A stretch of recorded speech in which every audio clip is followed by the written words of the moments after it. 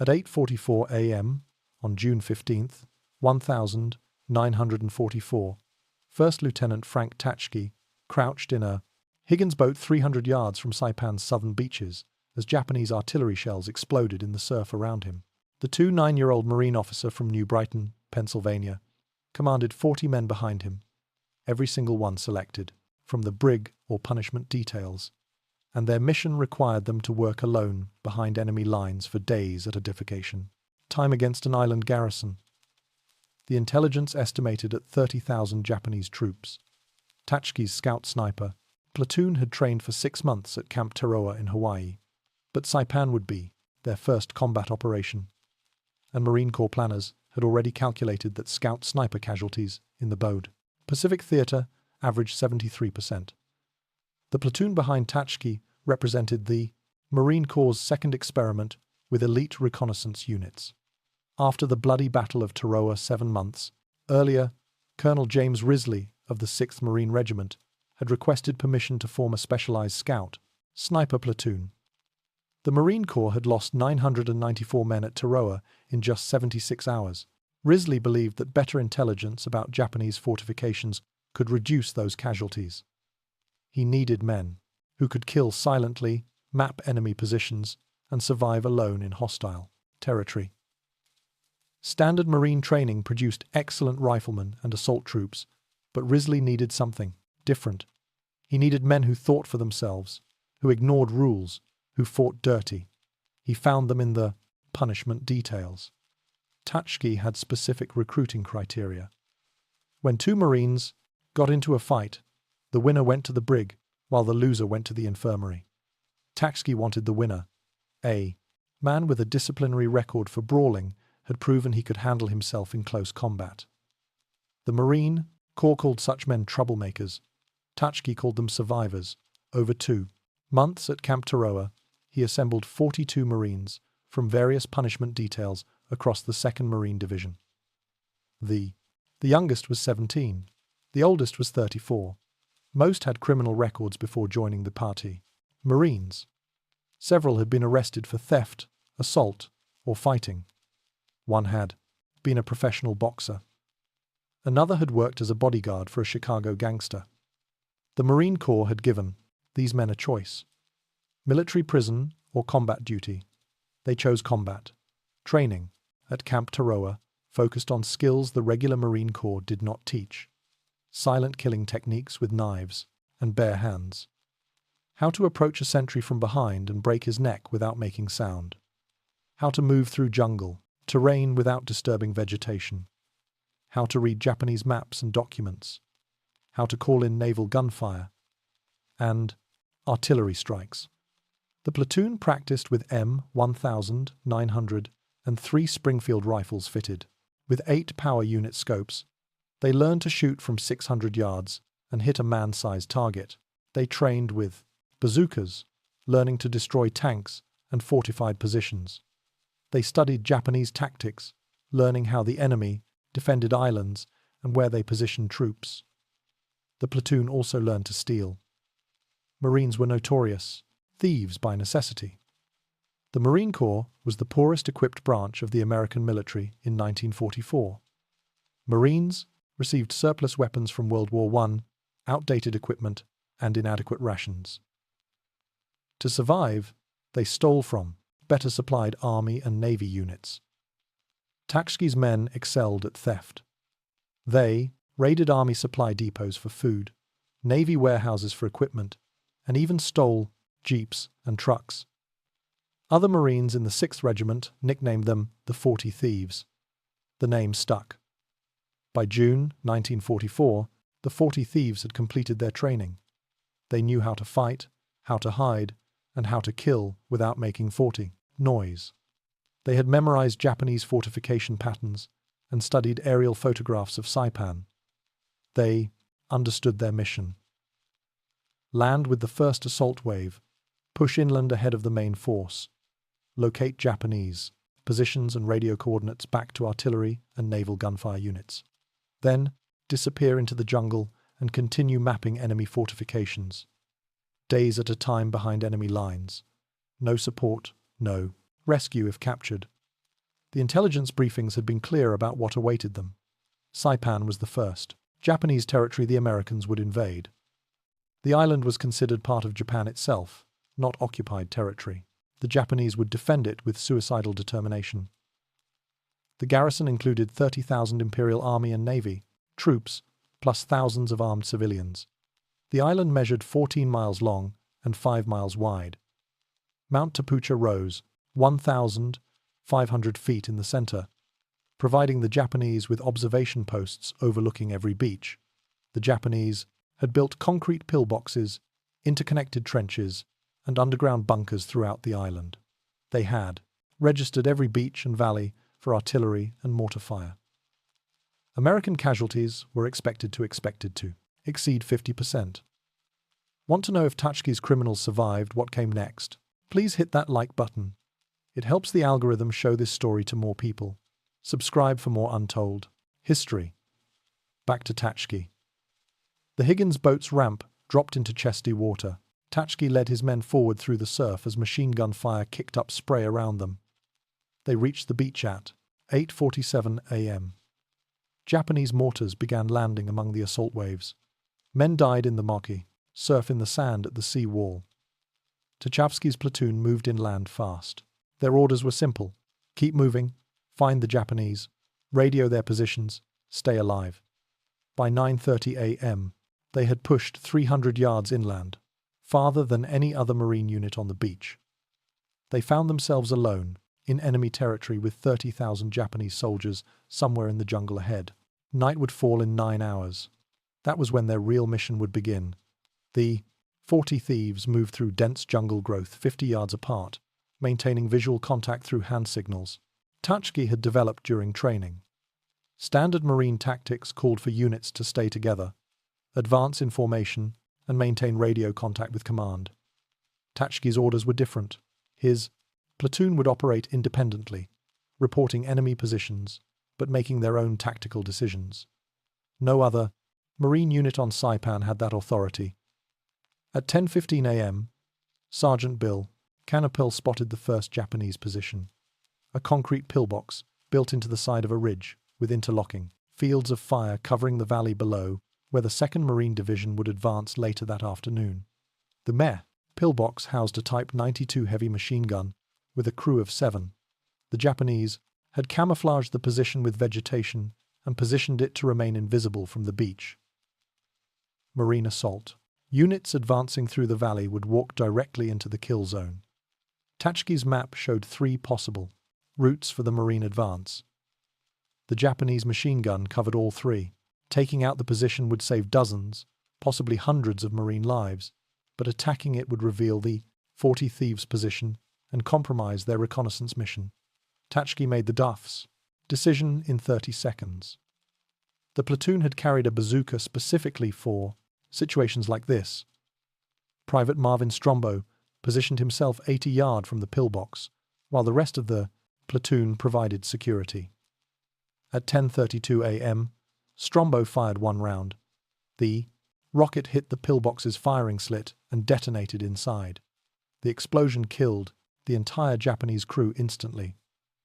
Before the smoke cleared, Tachovsky's platoon had already moved 300 yards, deeper into the jungle.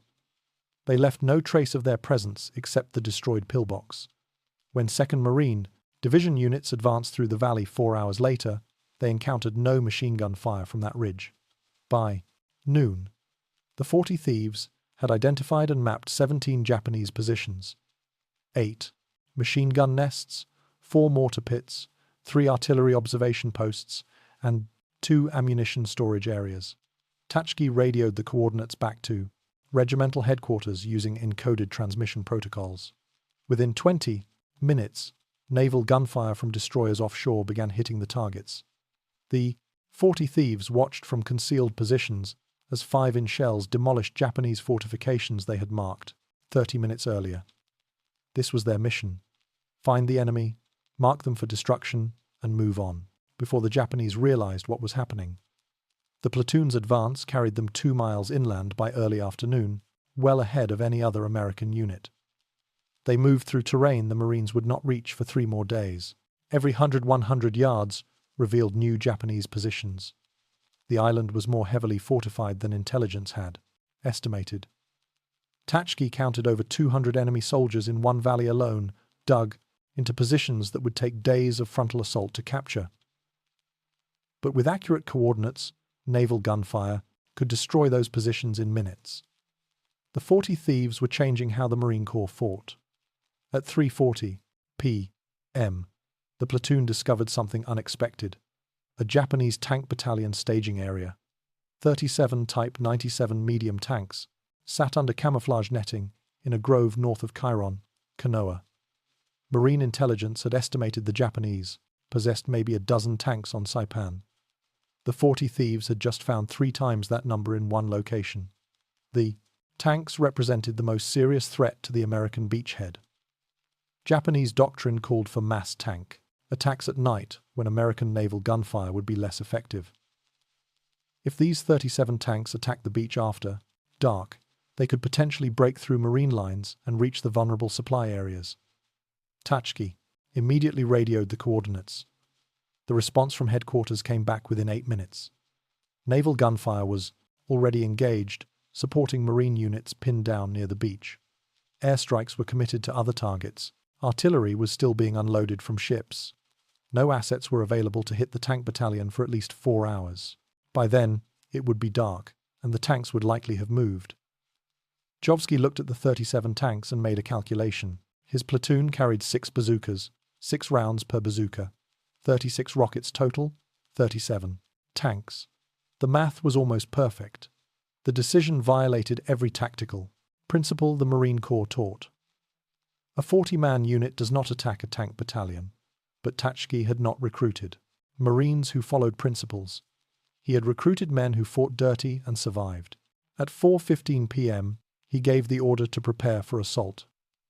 The 40 thieves would attack the tank battalion themselves. If they succeeded, they would prevent a potential disaster at the beachhead. If they failed, 40 men would die, and no one would ever know what happened to them in that jungle grove. Strombo checked his bazooka and counted his rockets. 6 shots to kill 6 tanks. Then it would come down to close combat. Tachovsky positioned his 6 bazooka teams in a semicircle around the tank staging area, spacing them 40 yards apart to maximize coverage. Each team consisted of a shooter and a loader. The plan was simple: hit as many tanks as possible in the first 30 seconds, then withdraw into the jungle before Japanese infantry could respond. The Marines knew they would not destroy all 37 tanks, but even disabling 10 or 15 would significantly reduce the threat to the beachhead. At 4:25 p.m., as the teams moved into position, something changed. The Japanese tanks started their engines. The sound of 37 diesel engines, roaring to life, simultaneously echoed through the jungle. Japanese tank crews emerged from camouflage dugouts and climbed onto their vehicles. Officers shouted orders. Infantry units began forming up around the tanks. This was not a repositioning movement. This was preparation for attack. Tachovsky checked his watch. 4:28 p.m. Sunset was at 7:12 p.m. The Japanese were preparing for a dusk assault, earlier than Marine intelligence had predicted. The entire enemy force was now alert and organizing for combat. The window for a surprise attack had closed. Tachovsky made a new decision. His platoon would shadow the tank battalion and report its movements. Attacking now would accomplish nothing except getting his men killed. But tracking the tanks and providing real-time coordinates would allow Marine units at the beach to prepare defenses. He radioed headquarters with updated information. Enemy tank battalion mobilizing for attack. Estimated time of arrival at American lines between 7 and 8 p.m. The response came back immediately. Maintain observation. Do not engage. Continue reporting. The tank battalion began moving at 5:07 p.m.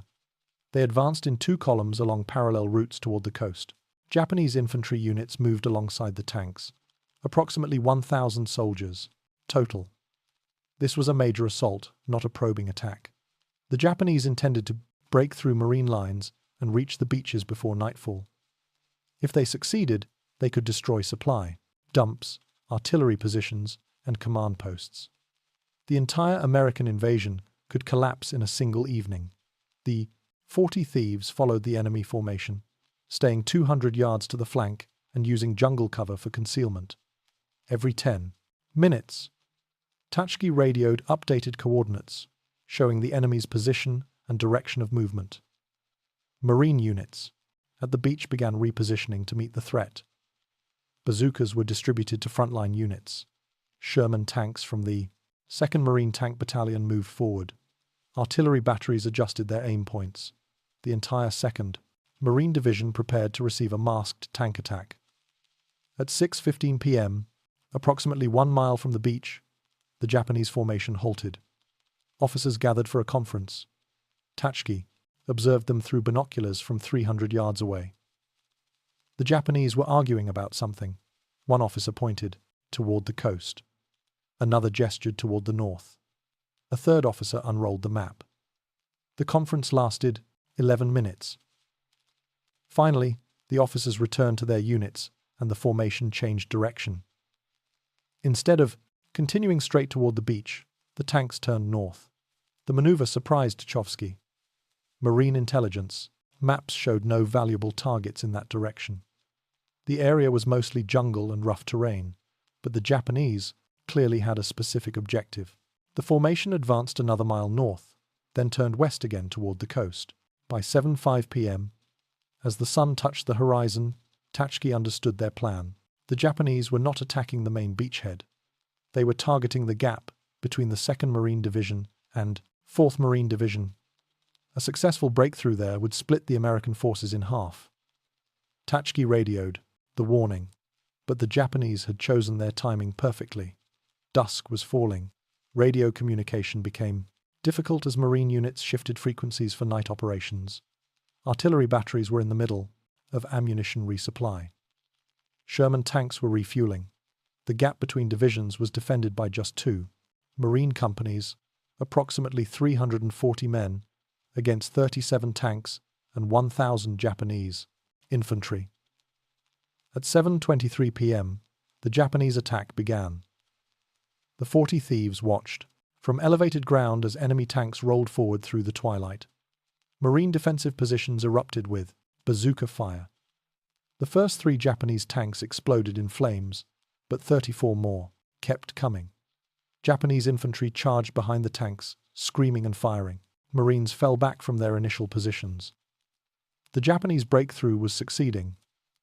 Within 15 minutes, enemy tanks would reach the beach. Tachovsky looked at his 6 bazookas and the 34 tanks below. Then he saw something that changed everything. One Japanese tank had separated from the main formation and was heading directly toward the 6th Marine Regiment's command post, where Colonel Arley was coordinating the entire divisional response. The Type 97 tank moved through the darkness at approximately 15 miles per hour, following a ravine that led directly to the command post location. The Japanese tank commander had identified a weakness in Marine defenses, a 200-yard gap where jungle terrain prevented easy positioning of time. Anti-tank weapons. If the tank reached the command post, it could destroy radio, equipment, kill senior officers, and paralyze the entire regimental response to the main attack. Colonel Risley and his staff were approximately 400 yards away, completely unaware of the approaching threat. Tachovsky had maybe 3 minutes to act. He grabbed Private Herbert Hodges, the best bazooka shooter in the platoon. Hodges had destroyed 6 targets during training at Camp Tarawa without missing a single shot. But training targets did not move, did not shoot back, and did not have armor. Plating designed to deflect rockets, the Type 97's frontal armor was 50 millimeters thick, enough to potentially deflect a bazooka round fired at the wrong angle. Hodges would need a perfect side shot to guarantee penetration. Tachovsky and Hodges moved down the slope at a dead run, racing to intercept the tank before it reached the command post. They reached a position 30 yards from the tank's projected path at 7:31 p.m. Hodges dropped prone and aimed the bazooka. The tank emerged from the ravine 20 seconds later. Its turret was rotating, searching for targets. The commander stood in the open hatch, scanning the darkness with binoculars. Hodges waited. A moving tank was harder to hit than a stationary one. He needed the perfect moment. The tank continued forward. 25. YD. 20 yard. 15 yards. Then it stopped. The engine idled. The commander was checking his map, trying to confirm his position. Hodges fired at 7:32 p.m. The rocket hit the tank's left side, just below the first turret ring, exactly where the armor was thinnest. The shaped charge penetrated and detonated inside the crew compartment. The explosion killed all 4 crew members instantly. The tank's ammunition cooked off 6 seconds later, and the entire vehicle erupted in flames. The fireball lit up the jungle for 300 yards in every direction. Japanese infantry, advancing nearby, saw the explosion and assumed they had encountered a major Marine defensive position. They redirected their assault away from the command post and toward what they thought was a larger threat. Tachovsky's bazooka shot had accomplished more than destroying one tank. It had inadvertently misdirected an entire Japanese infantry battalion away from the most vulnerable point in Marine defenses. The command post remained secure. Colonel Risley continued, coordinating the divisional response without interruption.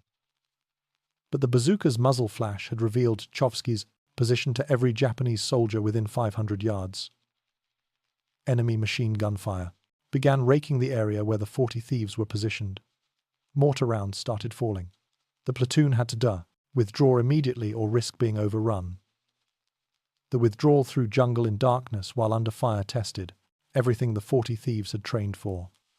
Standard procedure called for units to stay together and move as a group, but jungle terrain and enemy fire made that impossible. The platoon split into small teams of 4 or 5 men each, moving independently toward predetermined rally points. Japanese patrols were everywhere, searching for the Marines who had destroyed their tank. Several times, 40 thieves' teams found themselves within yards of enemy soldiers. They relied on silent movement and concealment rather than engaging. One firefight would reveal their position and bring overwhelming enemy response. Private Strombo's team encountered a Japanese patrol at 8:05 p.m. 7 enemy soldiers moving through the jungle, searching with flashlights. Strombo and 3 other Marines lay motionless in undergrowth as the patrol passed within 10 feet of their position. One Japanese soldier stopped and looked directly at the spot where Strombo was hiding. The Marine held his breath. The Japanese soldier stood there for 43 seconds, staring into the darkness. Finally, he moved on. The patrol continued past without detecting the Americans. By 9:00 p.m., approximately, half the 40 thieves had reached the primary rally point, a small clearing 600 yards behind Marine lines. Tachovsky counted 23 men. 17 were still missing. They could be dead, captured, or simply lost in the darkness. Standard Marine procedure called for units to wait at rally points for up to 2 hours for missing personnel, but the rally point was too close to Japanese positions. Enemy patrols were actively searching the area.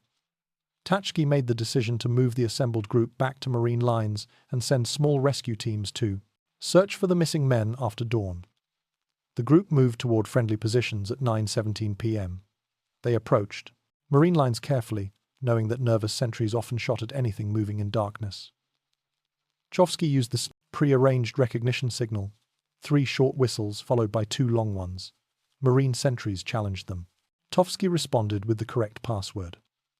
The 40 thieves crossed into friendly territory at 9:41 p.m. 23 men had made it back. 17 were still out there somewhere in the dark. The Japanese tank attack continued through the night.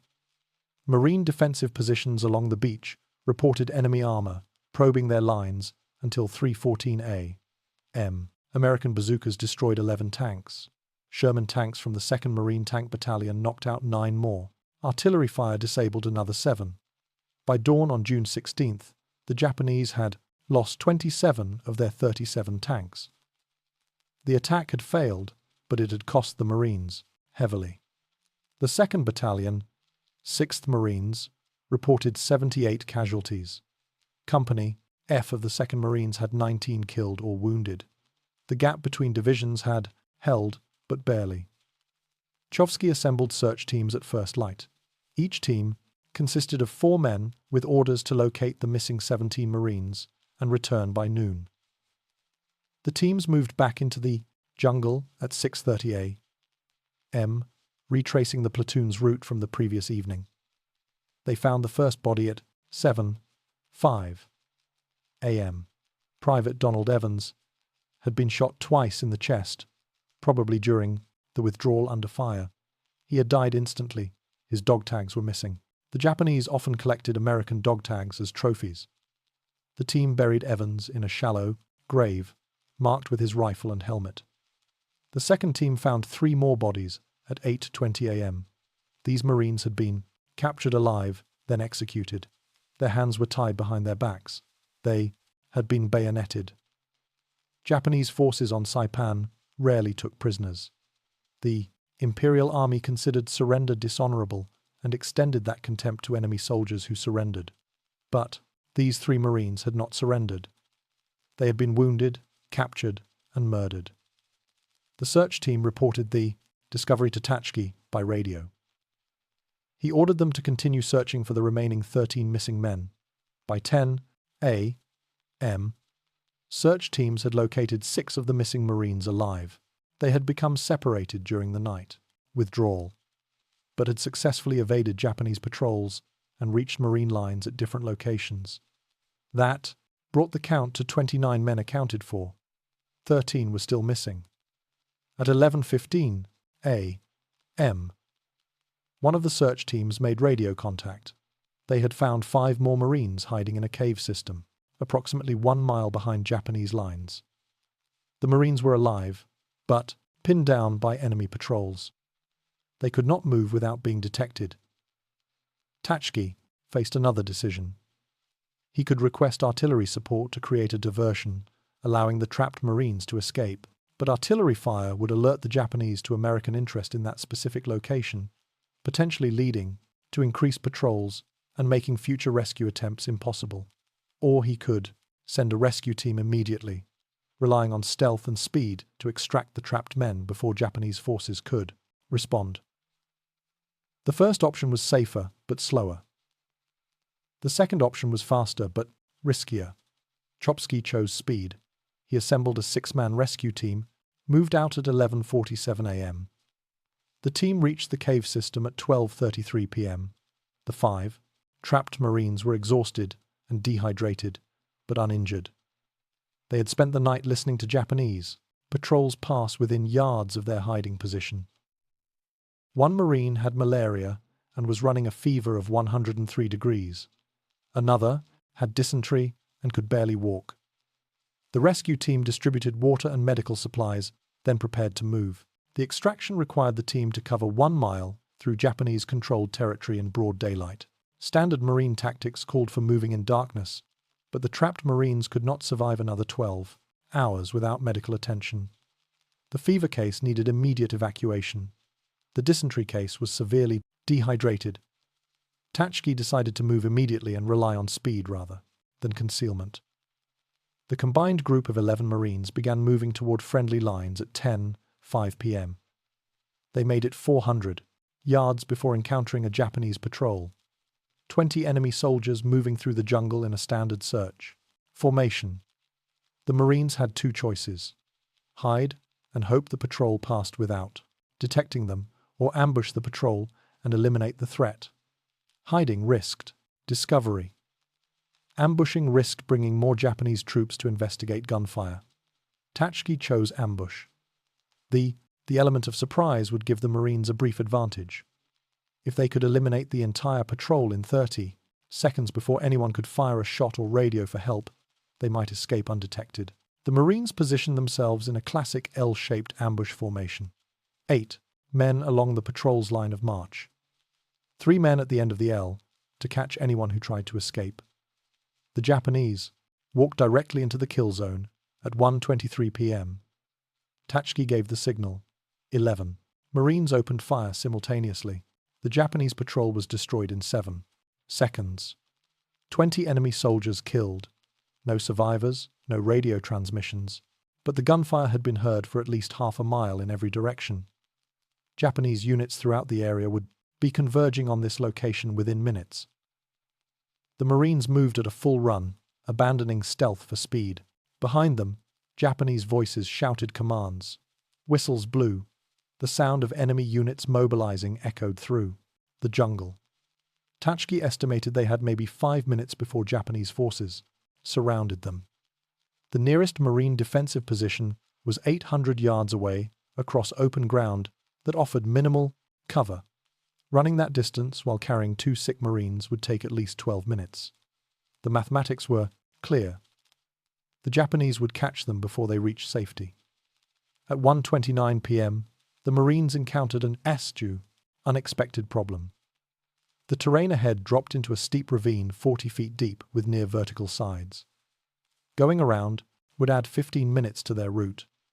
Going down and back up would slow them significantly, but staying on the ridge meant certain contact with pursuing Japanese forces. Tachovsky chose the ravine. The Marines descended the slope, half sliding and half climbing, supporting the 2 sick men between them. They reached the bottom at 1:33 p.m. Japanese soldiers appeared on the ridge above them 60 seconds later. The Japanese opened fire from elevated positions, shooting down into the ravine. Bullets ricocheted off rocks. 1 Marine was hit in the leg. Another took shrapnel from a grenade that exploded on the ravine floor. The Marines returned fire while continuing to move, using boulders and vegetation for cover. The ravine channeled them in one direction, eliminating tactical options. They could only move forward and hope to reach the far end before the Japanese descended and engaged them at close range. At 1:38 p.m., they spotted the problem. The ravine ended in a box canyon. No exit. The Marines were trapped. Japanese soldiers began descending into the ravine from multiple points, moving to surround the trapped Americans. Tachovsky counted at least 40 enemy soldiers, visible with more arriving every minute. His 11 Marines had maybe 200 rounds of ammunition total between them. The 2 sick Marines could not fight effectively. That left 9 combat-effective men against a force that was growing rapidly. Artillery support was impossible because the Marines were too close to Japanese positions. Airstrikes could not be called in without risking hitting friendly forces. The 40 thieves were on their own. Tachovsky noticed something the Japanese had missed. The box canyon's rear wall was not solid rock. Vegetation growing at the base suggested water seepage, which meant a crack or fissure in the stone. He sent 2 Marines to investigate while the rest of the team established defensive positions. The 2 Marines reported back at 1:44 p.m. There was a narrow opening behind the vegetation, barely wide enough for a man to squeeze through. Beyond the opening, the fissure widened into a passageway that appeared to lead upward through the rock. The Marines began moving through the opening one at a time, pushing the 2 sick men through first. The passage was tight enough that men had to remove their packs and drag them behind. It was completely dark inside. They moved by touch, following the Marine ahead. The passage climbed steeply upward through solid rock. Behind them, they could hear Japanese soldiers entering the box canyon, calling to each other as they searched for the Americans who had seemingly disappeared. The passage emerged onto the opposite side of the ridge at 2:07 p.m., 400 yards from where they had entered. The Marines found themselves behind Japanese lines, but with the enemy focused on searching the ravine below. They moved quickly toward Marine positions, covering the final 600 yards in 8 minutes. They approached friendly lines using proper recognition signals and crossed into American-held territory at 2:23 p.m. All 11 Marines reached safety. The 2 sick men were immediately evacuated to medical stations. That brought the total count to 34 Marines accounted for. 8 remained missing. As the day progressed, 3 more were found alive, having successfully evaded capture and reached Marine lines independently. 2 more bodies were discovered by advancing Marine units. That left 3 Marines still unaccounted for by nightfall on June 16th. They were officially listed as missing in action, The 40 thieves had lost at least 6 men killed in their first 48 hours on Saipan. Another 3 were missing and presumed dead. That represented a 22% casualty rate. Despite the losses, the platoon had accomplished its mission.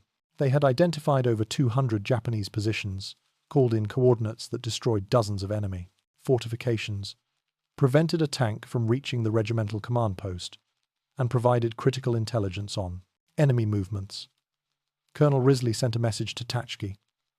At 1,800 hours, the 40 thieves would have 1 night to rest, resupply, and integrate replacements. At dawn on June 17th, they would return to the jungle. This time, their mission would take them even deeper behind enemy lines. The Japanese garrison on Saipan still numbered approximately 29,000 troops. The 40 thieves now numbered 37 men. At 0530 hours on June 17th, the 40 thieves moved out from marine lines in complete darkness. Their objective was a ridge system 3 miles inland that marine intelligence believed contained Japanese artillery positions. Those guns had been shelling American positions continuously for 2 days, killing dozens of Marines and disrupting supply operations. Aerial reconnaissance could not locate the guns because the Japanese had camouflaged them inside caves. Only ground reconnaissance could find them. The mission required the 40 thieves to penetrate deeper behind enemy lines than any American unit had yet gone on Saipan. The platoon moved in complete silence, using hand signals for communication. They covered the first mile in 47 minutes without encountering Japanese patrols. The second mile took longer because the terrain became increasingly difficult. Steep slopes, dense vegetation, and rocky ground slowed their advance. They reached the target ridge system at 0815 hours, began systematic reconnaissance. The ridge stretched for approximately 2 miles and rose 600 feet above the surrounding jungle. Japanese positions were everywhere. Tachovsky counted 8 cave entrances large enough to hide artillery pieces. The caves were connected by tunnels that allowed the Japanese to move guns between positions, fire several rounds, then relocate before American counterfire could respond. This explained why Marine artillery had failed to destroy the enemy guns. They were shooting at positions the Japanese had already abandoned. Finding the guns was only part of the mission. The 40 thieves also needed to map the tunnel system so Marine assault units would know how to attack when they reached this area. Mapping the tunnels required entering them.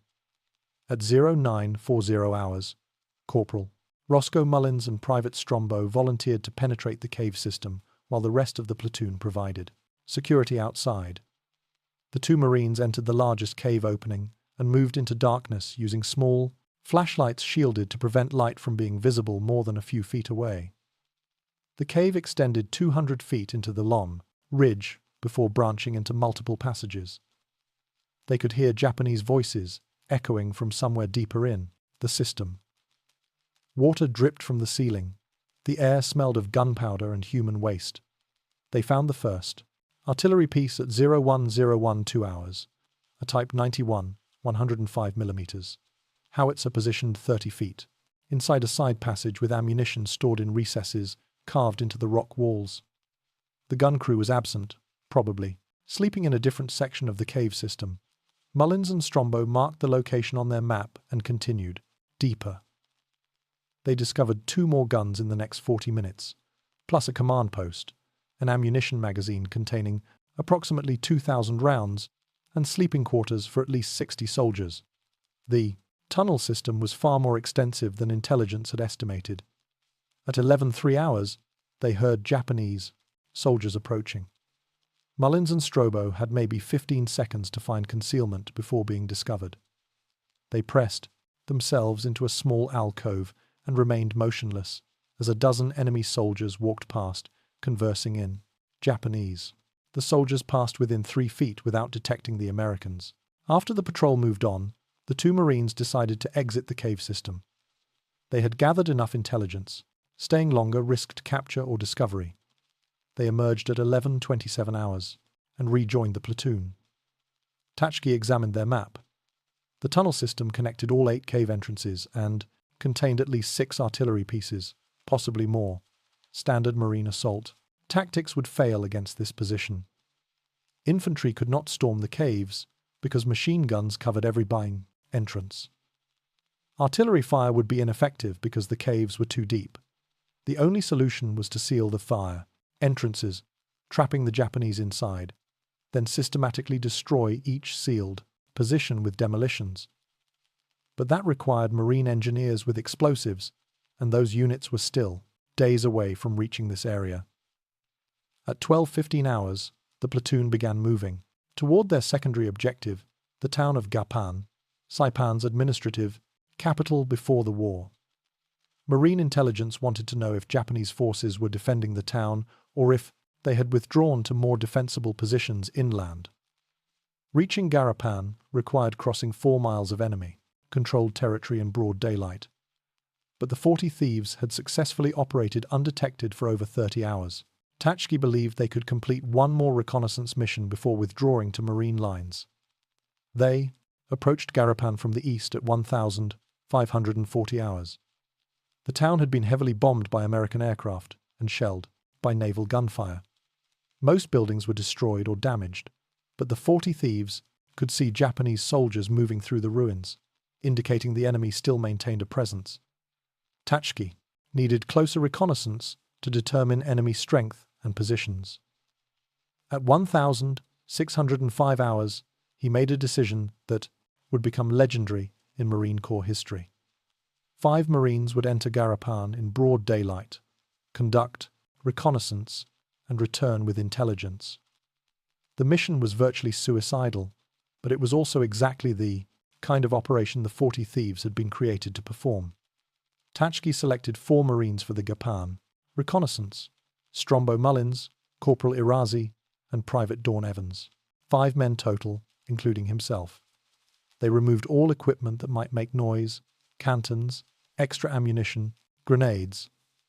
They carried only rifles, knives, and sidearms.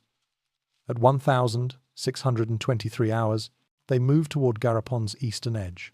The ruins provided excellent cover, but also concealed Japanese positions.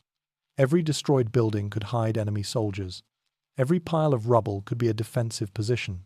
They entered the town at 1,641 hours, moving through back streets and staying in shadows. Japanese soldiers were everywhere. The Marines counted at least 200 enemy troops visible in the town center, with probably hundreds more in surrounding buildings. The Japanese were not defending Gapon as a fortified position. They were using it as a staging area for counterattacks against American forces. The distinction was important. Marine commanders planning to assault Gapon needed to know they would face mobile enemy units rather than fixed fortifications. At 1,708 hours, Kazi spotted something unexpected: 5 bicycles leaning against the partially destroyed building. Japanese military bicycles, the type officers used for transportation between positions. An idea formed immediately. 5 bicycles, 5 Marines. They could conduct their reconnaissance while riding through town like Japanese soldiers moving between positions. In the chaos and destruction of Gapon, 5 men on bicycles would attract less attention than 5 men on foot trying to hide. The plan was audacious and completely violated standard reconnaissance procedures. Tachovsky approved it instantly. The Marines took the bicycles and began riding through Gapon at 1,715 hours.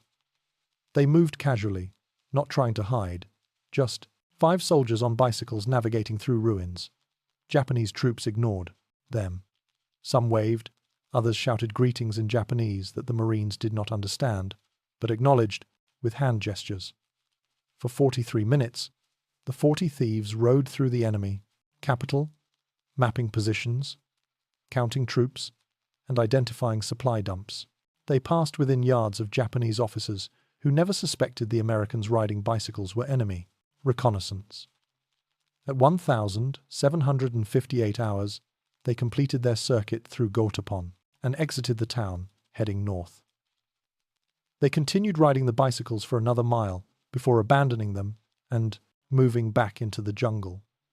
The reconnaissance had provided detailed intelligence on enemy dispositions throughout Gautapon. Marine commanders would now know exactly where Japanese forces were concentrated when they eventually assaulted the town. The 40 thieves reached Marine lines at 1,932 hours. They had been behind enemy lines for 14 hours and had penetrated deeper into Japanese territory than any other American unit. Over the next 3 weeks, the 40 thieves continued similar missions.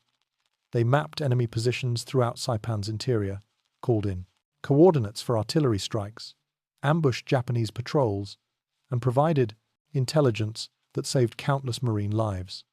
They witnessed Japanese atrocities, civilians forced to jump from cliffs rather than surrender, wounded Marines used as bait for ambushes, prisoners executed. The Fastermacht platoon operated in small teams, sometimes for days without contact with Marine units.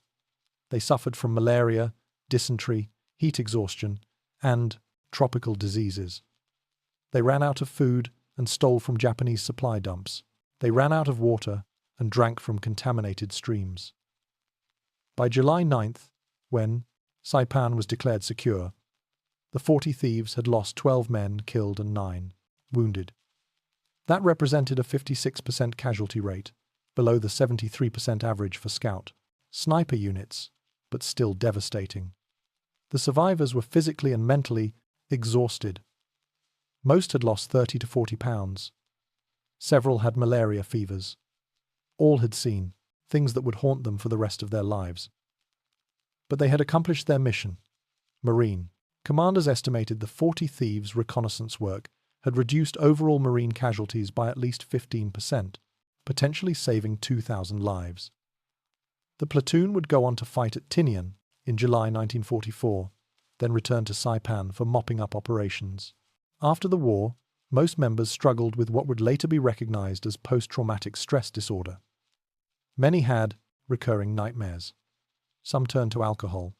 Several could not maintain civilian employment or personal relationships. The psychological cost of their service was never officially recognized or treated. Frank Tachovsky returned to civilian life and became mayor of Sturgeon Bay, Wisconsin. He never spoke about the war. His son, Joseph, only learned about the 40 thieves after finding his father's footlocker following his death in 2011. The story of the platoon that had changed. Marine Corps tactics remained largely unknown for 66 years. The Scout Sniper, the platoon of the 6th Marine Regiment, was one of the first elite special operations units in American military history. Their tactics of deep reconnaissance, silent killing, and independent operations behind enemy lines would influence the development of modern special forces units, including Navy SEALs and Marine Force reconnaissance. They proved that small, highly trained units could accomplish missions that entire battalions could not. 40 men recruited from brigs and punishment. Details became one of the most effective combat units in the Pacific War. The Marines who called them criminals were wrong. They were warriors. If Lieutenant Tachovsky's story moved you, please hit that like button. It helps YouTube show these forgotten stories to more people who need to hear them. Hit subscribe and turn on notifications. We publish new untold history stories every day, and you won't want to miss them. Drop a comment right now and tell us where you're watching from. Are you in the United States, United Kingdom, Canada, Australia, or somewhere else? Our community stretches across the world. You're part of keeping these memories alive. Tell us in the comments. Did any of your relatives serve in World War II, especially in the Pacific Theater? Thank you for watching. Frank Tachovsky and his 40 thieves deserve to be remembered. These men sacrificed everything so future generations could live in freedom. You're helping make that happen by watching, liking, and sharing these stories. Never forget.